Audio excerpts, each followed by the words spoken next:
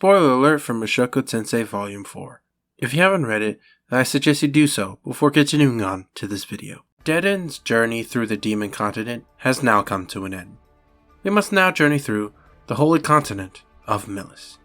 Hello everybody, this is the Anime Bro here, and welcome to another video. And today, I'll be talking about Volume 4 of Mushoku Tensei. Now before this video starts, please like, share, and subscribe for more videos just like this. And come back next time as I talk about Volume 5. And now, let's get into the video. So the first thing that I want to talk about is the story. Now, Volume 4 was an interesting story because I could just summarize it as the man god giving Rudeus advice. The man god was basically the important character in this story. When he gave Rudeus advice, that eventually made a domino effect that would lead to what Volume 4 was. A lot of things have happened just because of this one advice.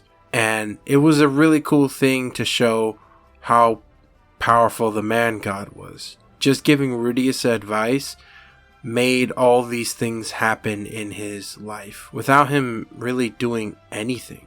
Another interesting thing that we got is Beastfolk culture. We get a lot of Beastfolk parts in this volume, like the village that Ghislaine used to live in, and also just some things that they do, and even some new magic that Rudeus learns. I really do like it when we learn some cultures and help build the world building in some ways. Now, I know that's not really the main part, and the main part being everything around it, but I just like the world building stuff. And another thing is we also got 2 extra stories, one having the perspective of Roxy, Rudeus' tutor, and another one of a character named Fitz, which we do not know who this person is, so he must be important if we're getting another extra story. But like I said, the main thing was really the man god.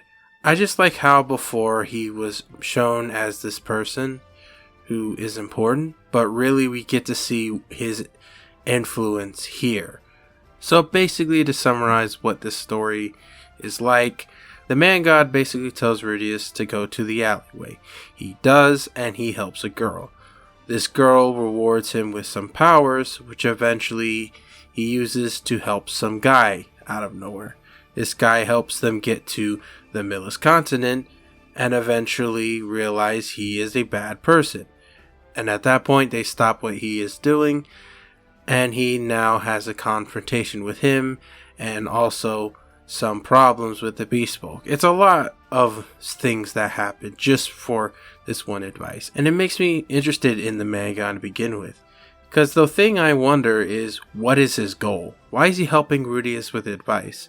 And he's very powerful to where he can influence things to happen just by telling someone advice. And that is the one thing I really do like about Volume 4. Okay, now let's talk about some characters. So in this volume, I will have 3 characters that I want to talk about. 1 recurring one, and 2 new ones. And let's talk about the new characters. So the first one is Kishirika. Now if you have read this, you would know that this is an empress that is looked fondly upon by the demons. Now, she's not a old woman, she's actually just a little girl. She's described to have 2 different eye colors and horns on her head. Now, when we meet her, she says she's about 300 years old, since her last resurrection, which is how demons are immortal. They can be stopped, but they can't be killed permanently. With her skills with magic, she could see mana in someone. And she has said to Rudeus that he has more mana than La Paz, one of the greatest threats to the world, which shows that Rudeus is very strong. And also, she's actually the reason why the story goes into the domino effect, because she can give demon eyes to people. And she actually did that to Rudeus. She gave him the one that allowed him to see the future for a few seconds. And with that, he uses that eye to actually help someone and eventually get into basically a big conflict with a group of smugglers and the Beastfolk. That's basically all I have to say about her. Now the final new character is Geese. Now when we meet Geese, he's actually thrown in jail with Rudeus because of gambling. He was basically conning the Beastfolk, and that's basically how we meet him. Now the things we know about him is that he's good at a lot of things. He seems to be able to build anything and also is a very good cook. In fact, Rudeus says he's probably one of the best cooks ever. Now, an interesting thing about him is that he will never teach anyone to cook. He basically says the reason why he will never do that is because the last person he actually taught how to cook left the party, which eventually broke up the family that he kinda was a part of. And with that, it kinda, I guess, in some way traumatized him, or just mostly he sees it as a really bad memory, and he just now sees it that if he teaches anyone, the same thing will happen again. He will have nowhere to go, and he is basically useless. And especially as an adventurer, he can't really fight. He's good at other things like cooking and even come up with ways to actually defeat bosses, but in terms of power, he's really has nothing. And in a line of work where you have to go out and do hard stuff, that is something you definitely need, is strength. And then finally, in the character category, we got the only reoccurring character, Roxy. Now in this volume, we actually get to see more of what Roxy feels in her life. Now, after the teleportation incident, Roxy is now looking for Rudeus and his family. But that's not really the main focus we get from her story. The main focus we get from her story is how she feels in the world. She hates that she is treated like a child. And for those who know her race, which is a Ruijerd, they are always looked at as young kids. No matter what age they are. They never age after 10, basically. So they're stuck looking like kids forever. And because she is looked upon as a kid, she actually doesn't get treated as serious. In fact, many people, even to this day, who know her, just treat her as a kid. And she doesn't like that. And in sometimes she actually fantasizes about falling in love in a labyrinth. You know, that thing that people fantasize in fantasies where they go to a labyrinth and they fall in love with an adventurer and help them out in a depressing tone, and eventually they fall in love and, you know, get married and all that. She fantasizes that sometimes. But with the fantasy she has about meeting someone, she actually gets jealous of one of her party members named Alicia, because she actually spends her time flirting with men and whatnot, and the one thing she always gets jealous of is that she has a body of a mature woman, so she could actually have any men she wants, while Roxy can't because everyone sees her as a child, and it's a big thing in her character that she really hates about herself is the way she looks. And I really do like the extra story with Roxy, because I liked learning more about her. Instead of her just being a nice tutor to Rudeus, she actually has some problems that she is going through, and it helps build herself as a character. Alright, now let's get into some world building. So the first thing I want to talk about is races. Now we actually only have one race to talk about, and that is the Beastfolk race. So after Rudeus comes to the Milis Continent, he actually goes into the Great Forest, which he sees the Beastfolk race. And what we learn basically through this interaction is a lot of many things. First off, for those who are wondering, cat girls say mew after they say a sentence. So that's a thing. And also, they can smell when someone's horny. And because this is Rudeus, honestly, this happens a lot. You won't be surprised at this point. Now let's get into some not weird ones. So first off, the worst ever torture that they do is basically stripping people and throwing them into a cage. And also throwing water in their face and making them sit there in the cold, kind of like freezing them to death. Which honestly is a pretty serious punishment, because being cold can honestly kill you if it's cold enough. And another thing that's really interesting is that they actually originate on the Demon Continent. But because they have animal features, they are normally called Beastfolk. So some demons that people call demons actually can be considered Beastfolk because of their animal feature that they have. And also, to side note about being an animal, whenever a Beastfolk is face up with their bellies also up, just like a dog or a cat, it basically means submission. So basically, it's just, if you have a cat or dog, it's the same thing. Alright, now let's talk about the locations. So we've actually visited 3 different locations in this volume: Windport, Zantport, and Doldia Village. Let's first start off with the Windport. So the Windport is the only port city in the Demon Continent. Houses are made from mud and stone, with some of them made out of wood. So it's a bit more nice than Ruijerd City, or whatever it was called. It has a checkpoint where you can buy tickets to go to foreign countries, like Milis or even the Central Continent. Many shops in this location are where the port's at, and most of them basically sell seafood. Alright, next is Zantport. Now in Zantport, a lot more houses are made from wood. Because it's bordered near the Great Forest, forests actually surround the port. And also, compared to Windport, the trees actually line the roads. And the reason why this is important to know is that Zantport is on the Milis Continent and Windport is on the Demon Continent. So there's a lot more trees in Zantport compared to Windport. And also, most of the residents here are humanoid races. So dwarves, elves, humans, and apparently hobbits. And then finally we got Doldia Village. It's a village full of Beastfolks with one jail cell. So it's not really a city, it's just more of a small village.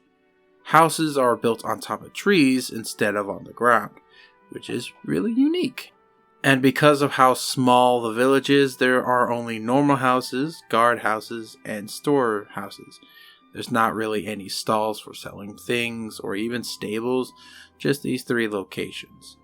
And finally, we have the Sacred Beast. It lives deeper in the village with the flowers and the butterflies.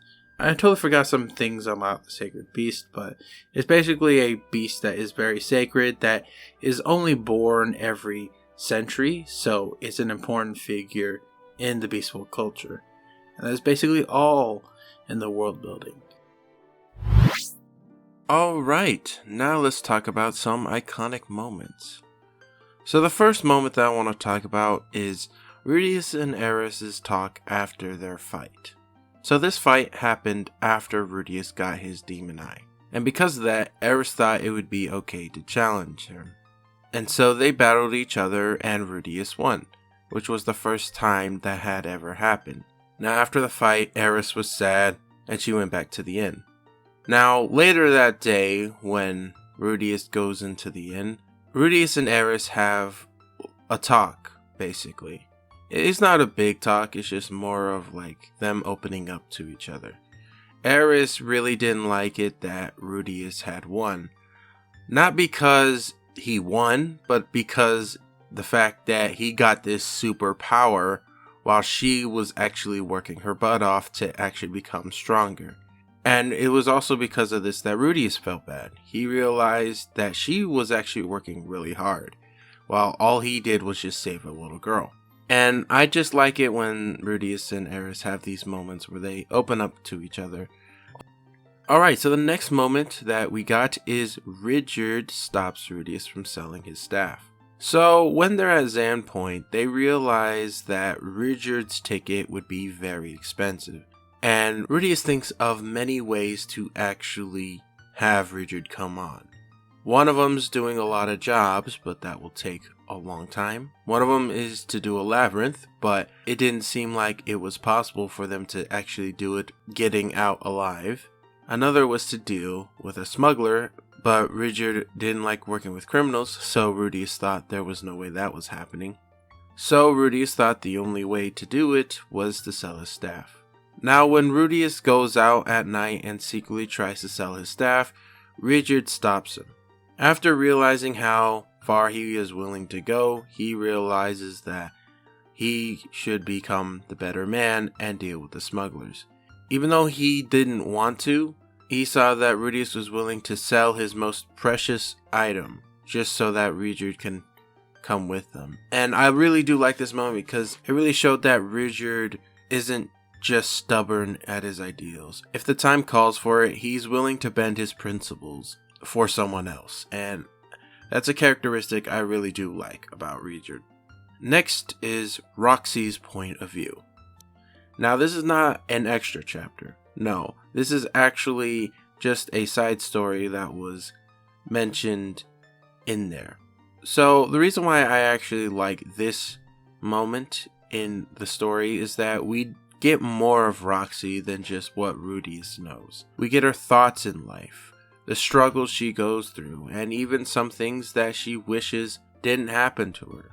Mostly the fact that she looks like a child even though she's 40 something. Especially like a teammate like Alicia, I think I'm saying that right, I might be butchering it. She actually feels bad that she might not actually get a relationship with a person romantically. And she actually kind of has some fantasies about meeting some guy in a labyrinth and helping him during a depressing time. I really do like this moment because it builds up a character that we really haven't gotten much from the past. And then the final moment that I like is Eris protecting Ghislaine's honor. So after defending Doldia's village from smugglers, Dead End and the Beastfolk have a giant feast to celebrate them. When Ghislaine's name pops up in a conversation, some of the Beastfolk, mostly her family, look down on her, saying like she's a bad person and she really is a terrible thing to happen to this village.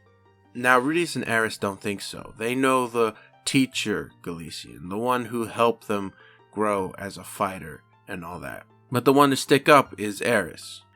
And it was one of the only times where she actually talks to people instead of just going out punching them. And I do like it because of that. It shows that she has grown and also shows how much respect she has for Ghislaine, because Ghislaine was one of the only people she actually liked. Especially during volume 2, most of the time at the end of the chapters when it says people she liked, it was always Ghislaine and her grandfather. So I really do like this moment because it shows how much she really does love her. Alright, now let's end this video. So, I would actually rank this volume a B. It's not just Rudeus and his friends going out doing jobs. There's an actual story and you can actually see the connections that lead up to where they go. There's not really any time skipping. You get to see a whole story through and through. But compared to the other two, I wouldn't know. It's very hard to put it this way. I kind of put it a little bit lower because the extra story and the so many point of views you get in volume 1 are still a bit better. And also, Rudeus and Eris' growing relationship in volume 2 is still a bit better compared to it. But I do say I enjoyed reading this. There was a lot of things I was surprised about, and it was a good way to actually get into the new continent. We got many world building in the Beastfolk. We got to learn a bit of Ghislaine's past. And we also get to meet a new guy, which I'm hoping we get to know more of. And I just really do like this volume. Now, I know I'm putting 1 and 2 a little bit higher on my list. But someday when I'm finished reading all the volumes, I might have to rank all of them and see what I really feel. I will say, though, that the extra story and the extra chapter are pretty awesome. We got a continuation with the Fitz storyline from the 3rd volume, so that is a good thing. That means the Game of Thrones plots that I was wondering will actually happen, and maybe once we get to see Rudeus play a part in this. So my fingers are crossed. Hopefully we get to know more about Fitz and her job as the bodyguard. Only the future will tell if this is so. Alright, and that is the end of this video. If you really enjoyed it, please like, share, and subscribe for more videos just like this. And come back next time as I talk about Volume 5. I hope you guys really enjoyed it. And as always, I am the Anime Bro, and see you guys later. Peace.